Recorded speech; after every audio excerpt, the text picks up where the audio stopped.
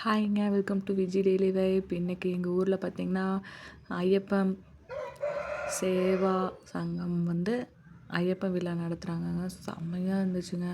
போய் காலையில் போய் சாமியெல்லாம் கும்பிட்டு பார்த்தோங்க. ஃப்ரெஷ்ஷாக எல்லாமே சூப்பராக பண்ணியிருந்தாங்க. எனக்கு ரொம்ப பிடிச்சிச்சு.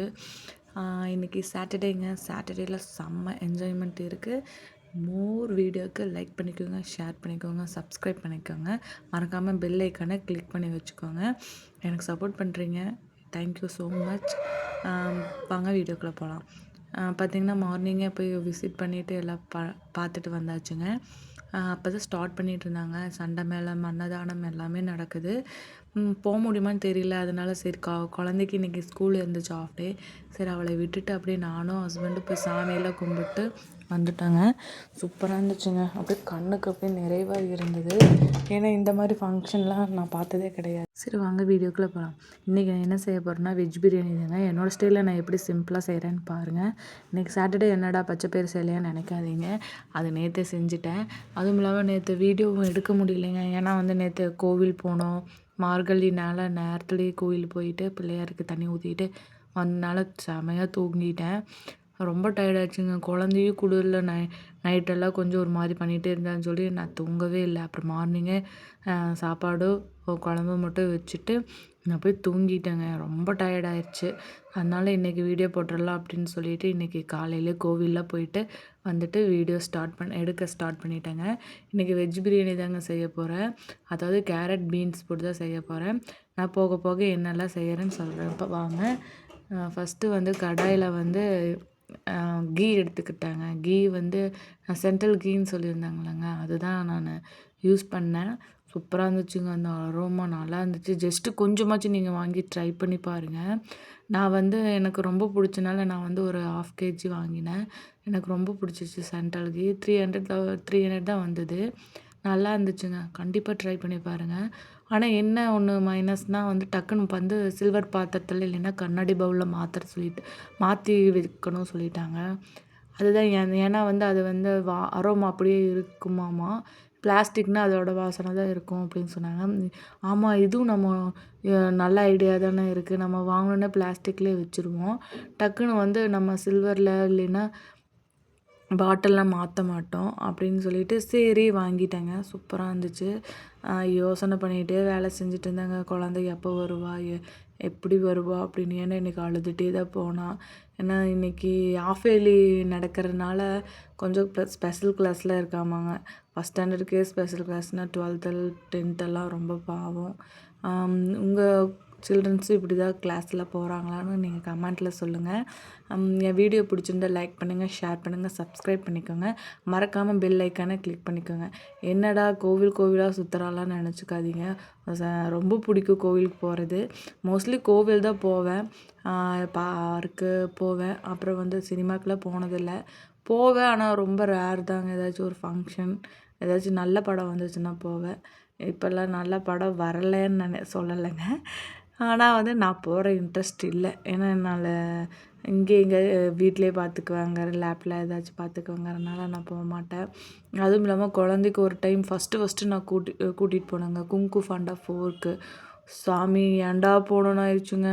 ஃபுல்லாக தடுப்பாக என்னமோ பூச்சி கடிச்சு குழந்தைய ஐயோ அடுத்த நாள் ஹாஸ்பிட்டல் கூட்டிகிட்டு போய் ஐயோ நான் பட்டுட்டேங்க.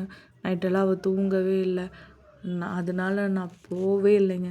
அதுக்கப்புறம் நான் படத்துக்கு நான் போவே இல்லை. போனால் இனிமேல் நானும் ஹஸ்பண்ட் தான் போகணுன்னு முடிவு பண்ணிட்டேன். ஏன்னா குழந்தைகள கூட்டிகிட்டு போனால் அவ்வளோதாங்க.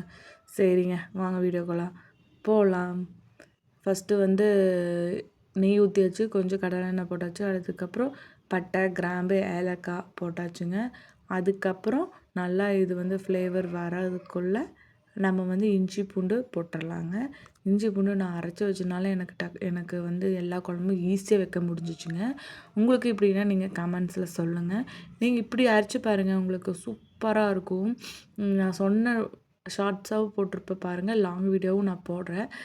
நான் இன்னும் எடிட் பண்ணல. எடிட் பண்ணதுக்கப்புறம் நான் லாங் வீடியோ போடுறேன். நீங்கள் அப்பவும் போட்டு பாருங்கள், ஓகேங்களா? அந்த மாதிரி செஞ்சு பாருங்கள். அப்போ தான் உங்களுக்கு ஒரு 2 months கண்டிப்பாக வருங்க. சூப்பராக இருக்கும். அந்த ஃப்ளேவரும் மாறவே மாறாது. செம சூப்பராக இருக்கும். லாஸ்ட்டு வர வர தான் கொஞ்சம் ஒரு மாரி இருக்கும். ஆனால் லாஸ்ட்டும் நல்லா தான் இருக்கும். ஆனால் வந்து என்ன சொல்கிறது, நம்மளுக்கு சாப்பிட்றதுக்கு ஒரு மாரி இருக்கும். என்னடா இவ்வளோ நாள் ஆயிடுச்சு அப்படின்ட்டு இருக்கும். ஆனால் அப்படிலாம் இல்லைங்க. சூப்பராக இருக்கும். டேஸ்ட்டாக இருக்கும். இஞ்சி பூண்டு போட்டுடலாங்க. 2 ஸ்பூன் போட்டாச்சு. இஞ்சி பூண்டு போட்டதுக்கப்புறம் அந்த அரோமா வீடே சூப்பராக இருக்கும். செம்ம ஸ்மெல்லாக இருக்கும். நீங்களும் கண்டிப்பாக ட்ரை பண்ணி பாருங்கள். நான் வந்து லாங் வீடியோ கண்டிப்பாக இஞ்சி பூண்டு பேஸ்ட் எப்படி அரைக்கிறதுன்னு நான் கண்டிப்பாக போடுறேங்க. சரிங்களா? எனக்கு நல்லா சப்போர்ட் பண்ணுறீங்க. ஆனால் இனி சப்ஸ்கிரைப் தான் பண்ண மாட்டேங்கிறீங்க. என் வீடியோ எல்லாம் பார்க்குறீங்க. ஆனால் சப்ஸ்கிரைப் பண்ண மாட்டேங்கிறீங்க. என் வீடியோ சப்ஸ்கிரைப் பண்ணிவிட்டு பாருங்கள் ஃப்ரெண்ட்ஸ். அப்போ தான் வந்து மோர் வீடியோ உங்களுக்கு வரும். நீங்கள் என்ன சாட்டர்டேலாம் பண்ணுவீங்கன்னு சொல்லி எனக்கு கமெண்ட்டில் சொல்லுங்கள். நானும் பார்த்து தெரிஞ்சுக்கிறேன். நான் வீடியோ எடிட்டிங் கற்றுக்கிட்டு தான் இருக்கேன். இன்றைக்கி போக போக நான் நல்லா கற்றுக்குவேன்னு நினைக்கிறேன். என்னடா வீடியோவில் ஒன்றுமே தெரியாது மாட்டேங்குது, இவன் மட்டும் தெரியுதான்னு நினைக்காதீங்க. என்னோடய ஃபோன் வந்து அந்த ஜன்னல் கிட்ட தான் வைக்க முடிஞ்சிச்சு.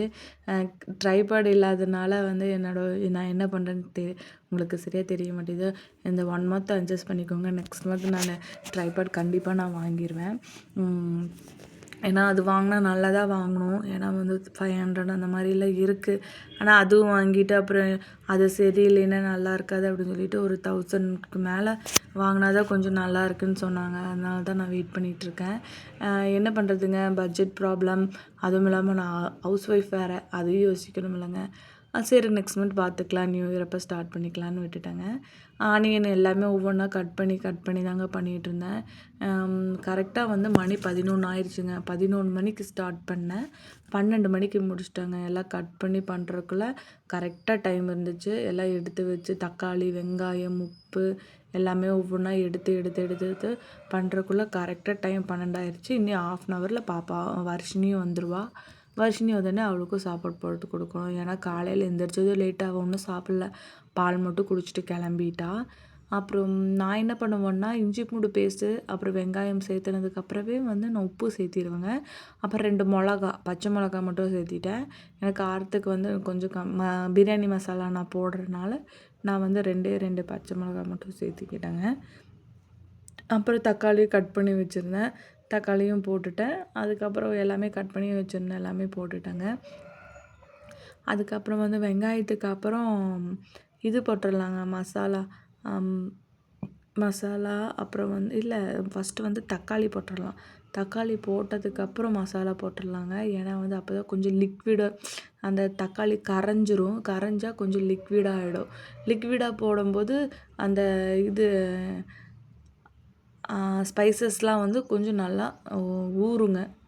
அதுதான் இப்போ அதுதான் ரொம்ப முக்கியம். தக்காளி போட்டதுக்கப்புறம் தான் ஸ்பைசஸ் போடணும். அப்போ தான் வந்து அந்த தக்காளி ஊறி அந்த மசாலாக்குள்ளே ஊறி வருங்க. சூப்பராக இருக்கும். அதோட அரோமாவே சூப்பராக இருக்கும். என்ன கொஞ்சம் தக்காளி வந்து மசியணுங்க. மசிச்சு செஞ்சிங்கன்னா அந்த அரோமா வந்து சூப்பராக கிடைக்கும். கண்டிப்பாக இந்த மாதிரி ட்ரை பண்ணி பாருங்கள். செம்ம சூப்பராக இருக்கும். ஒரு அர்ஜென்ட்டுனா கூட நீங்கள் டக்குன்னு செஞ்சிடலாம். அடுத்தது காய் போட்டுட்டேங்க. காய்களாக போட்டுட்டேன். காய் எதுக்கு நான் போட்டேன்னா, அதுக்கப்புறம் தான் நான் வந்து ஸ்பைசஸ் சேர்த்துக்கிட்டேன். ஏன்னா வந்து காய் வந்து அந்த உப்பு போட்டு வேக வச்ச மாதிரி இருக்குங்க. ஆனால் கொஞ்சம் மசாலா இறங்குனா தான் நல்லாயிருக்கும். அதனால தான் நான் காயை போட்டுட்டேன். அதுக்கப்புறம் தான் நான் மசாலா ஒவ்வொன்றா ஆட் பண்ணிகிட்ருந்தேன். நீங்கள் காலையில் என்ன சாப்பிட்டீங்க? என்ன லன்ச் ப்ரிப்பேர் பண்ணுறீங்க? எனக்கு கமெண்ட்டில் சொல்லுங்கள். என் வீடியோ எப்படி இருக்குது, நான் எப்படி எடுத்துகிட்ருக்கேன்னு கமெண்ட்டில் சொல்லுங்கள். நீங்கள் சொல்கிறதுல தான் நான் வந்து ரொம்ப மோட்டிவ் ஆவேன். அப்போ தான் நான் வீடியோ போட்டுட்ருக்கேன்னு எனக்கே தெரியும். சரி ஓகேங்க. ஸ்பைசஸ்லாம் சேர்த்திடலாம். கொஞ்சம் கரம் மசாலாங்க. கரம் மசாலா சேர்த்துக்கிட்டு அதுக்கப்புறம் கொஞ்சம் ஒரு கிளறி விட்டுடலாம். ஏன்னா இந்த கரம் மசாலா வந்து எல்லா பக்கம் போகணும், அதனால தான். அப்புறம் நல்லா கிளறி விட்டதுக்கப்புறம் கொஞ்சம் வந்து மிளகாய்த்தூள் சேர்த்திக்கலாங்க. மிளகாய்த்தூள் சேர்த்திக்கலாம். அப்புறம் வந்து கொஞ்சம் மல்லித்தூள் சேர்த்திக்கலாங்க. மல்லித்தூள் வந்து நிறையாவே சேர்த்திக்கலாம். ஏன்னா வந்து அது ரொம்ப ஃப்ளேவர் கொடுக்கும். அதனால தான். அதுவும் இல்லாமல் மல்லி வந்து ரொம்ப குளிர்ச்சிங்க நம்மளுக்கு. அதனால தான் சேர்த்திக்கிறோம் நம்ம எல்லா இதுலேயும். காஃபி போட்டு குடிக்கலாங்க. மல்லி காஃபி சூப்பராக இருக்கும். அம்மா போட்டு தருவாங்க. சூப்பராக இருக்கும். நான் குடிச்சிருக்கேன்.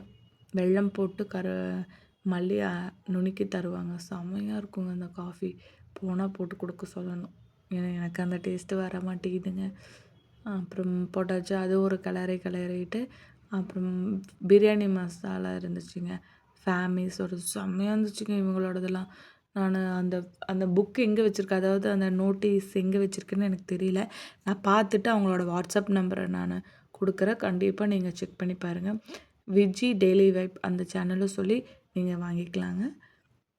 உங்களுக்கு கம்மி பண்ணி தருவாங்க. என் வீடியோ பிடிச்சிருந்தா லைக் பண்ணுங்க, ஷேர் பண்ணுங்க. மறக்காம சப்ஸ்கிரைப் பண்ணி வச்சுக்கோங்க. மோர் வீடியோக்கு பெல் ஐகானை கிளிக் பண்ணி வச்சுக்கோங்க. அப்புறம் இன்னொன்று சொல்லணும்னு நினச்சேங்க. எடிட்டிங் ஆப் வந்து நான் வந்து ஃப்ரீயா தான் நான் பண்ணிகிட்ருக்கேன். ஆனால் வந்து விஎன்ல தான் பண்ணிகிட்ருக்கேன். ஆனால் அதில் நிறையா ஆப்ஷன் இருக்காங்கிறது கொஞ்சம் டவுட் தாங்க. டவுட் தான். ஏன்னா நிறைய மோர் ஆப்ஷன்ஸ் இல்ல. சரி ஒரு பேசிக் அவங்க கத்துக்கிறவங்களுக்கு அது ஓகே தாங்க. அட்வான்ஸா நான் போகணும்னு நினைக்கிறேன்.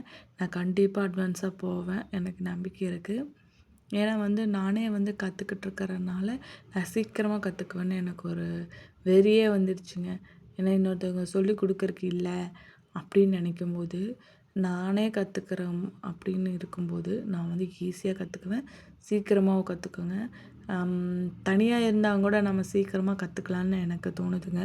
நீங்களும் என்ன நினைக்கிறீங்கன்னு எனக்கு கமெண்ட்ஸ்ல சொல்லுங்க. நான் ஏன் இப்படி சொல்கிறேன்னா, அப்பதான் நம்மளுக்கு ஒரு மோட்டிவா இருக்கும். அப்புறம் கரெக்ட்டா எல்லாம் தண்ணி ஊத்துனதுக்கப்புறம் உப்பு, காரம் எல்லாம் கரெக்ட்டா இருக்கான்னு பார்த்துக்கோங்க. அந்த ஸ்டேஜில தான் வந்து எல்லாமே சேர்த்த முடியுங்க. எனக்கு வந்து உப்பு பத்தலன்னு தோணுச்சு. அப்புறம் காரமும் சுத்தமா இல்லன்னு தோணுச்சு. அதனால வந்து நான் உப்பு கொஞ்சம், மிளகாய்த்தூள் கொஞ்சம் சேர்த்துக்கிட்டேங்க. நல்லா மூக்குலயே ஏறிருச்சுங்க எனக்கு மிளகாத்தூளு. இந்த மிளகாத்தூள் தொறந்தாலே எனக்கு மூக்குல ஏறிருது. ஏன்னே எனக்கே தெரியல. எனக்கு மிளகாத்தூளுக்கு அவ்வளோ பொருத்தமா என்னன்னே எனக்கு தெரியலங்க. சுருக்குன்னு ஏறிடுச்சு எனக்கு. அப்புறம் என்ன பண்ணுறது, கத்தியில கையை வெட்டுவேன், அப்புறம் காலை இது வெட்டுவேன், வெங்காயத்தை வெட்டுவேன், அப்புறம் கண்ணீர் வரும், எத்தனை வேலை. சாமி, சமையல்னா சும்மாலாம் இல்லைங்க. ஐயோ! ரொம்ப பெரிய ப்ராசஸ் தான். எப்படி தான் நம்ம அம்மாங்கலாம் நம்மளை வளர்த்துனாங்களோன்னு எனக்கே தெரியல. ரொம்ப கஷ்டங்க அந்த சமையல். ஏன்னா ஏன் நான் சொல்கிறேன்னா, மிளகாத்தூள் போடும்போது தான் நான் கண்ணில் கை வைப்பேன், மூக்கில் கை வைப்பேன். அப்புறம் கத்தி வந்து கரெக்டாக வயித்துக்கு நேரா நிற்கும்போது நான் டக்குன்னு போய் குத்திக்குவேன். அப்புறம் எண்ணெயில் வந்து எண்ணெய் ஊற்றும்போது நான் தண்ணி எடுத்து குடிப்பேன். ஐயோ! இந்த மாதிரி லூசுத்தனமான வேலைகள்லாம் நான் நல்லா செய்வேங்க. எனக்கே நினச்சா சிரிப்பு தான் வருது. கல்யாணம் ஆன புதுசுல நான் 5 விரலையும் வெட்டிக்குவேங்க. எங்கள் அம்மா அப்பா கிட்டலாம் சொன்னா அவங்க சிரின்னு சிரிப்பாங்க. ஏன்னா அவங்க கிச்சன் பக்கமே போனதே கிடையாது. அதனால நான் சொன்னா அவங்க சிரிப்பாங்க. சரி சிரிங்க சிரிங்க அப்படின்னு சொல்லி விட்டுட்டேன். அம்மாவோட சமையல் சூப்பரா இருக்குங்க. அவங்க கிட்டேருந்து கேட்டு தான் நான் ஒவ்வொன்னும் செஞ்சிட்ருக்கேன். எனக்கு ரொம்ப பிடிக்கும் அம்மாவோட சமையல். அதுவும் இல்லாமல் எனக்கு பாட்டி சொல்லிக் கொடுத்தாங்க. அம்மாவோட அம்மா அவங்க சொல்லிக் கொடுத்தாங்க. கல்யாணங்கிறப்ப என் கூட அவங்க தான் இருந்தாங்க. அவங்க ஒவ்வொன்னும் சொல்லி தரப்ப நான் ஒவ்வொன்னும் கற்றுக்கிட்டேங்க. நெக்ஸ்ட்டு வந்து நல்லா தண்ணி கொதிச்சிருச்சுங்க. கொதிச்சோடனே நம்ம வந்து அரிசி சேர்த்திக்கலாம். அரிசி வந்து நல்லா வெந்துருச்சுங்க. அதனால் காய்க்கு வந்து தனியாக தண்ணி ஊற்றணும்னு தேவையில்லை. அரிசி நல்லா வெந்துருச்சுங்கிறேன், ஊறிடுச்சுங்க. ஊறினாவே தண்ணி வந்து கம்மியாக ஊற்றிக்கலாம், ஒன்றும் பிரச்சனை கிடையாது. காய்க்கு எப்போவுமே ஊற்றுற மாதிரி நான் 5 டம்ளர் தான் ஊற்றியிருந்தேன். காய்க்குன்னு தனியாக 1 டம்ளர் ஊற்றுவாங்க, அதனால் ஊற்ற தேவையில்லை. ஏன்னா வந்து அரிசி நல்லா வே ஊறிடுச்சு. ஊறுனா தண்ணி வந்து கம்மியாக தான் குடிக்கும். அதனால வந்து நான் காய்க்குன்னு தனியாக ஊற்றலைங்க.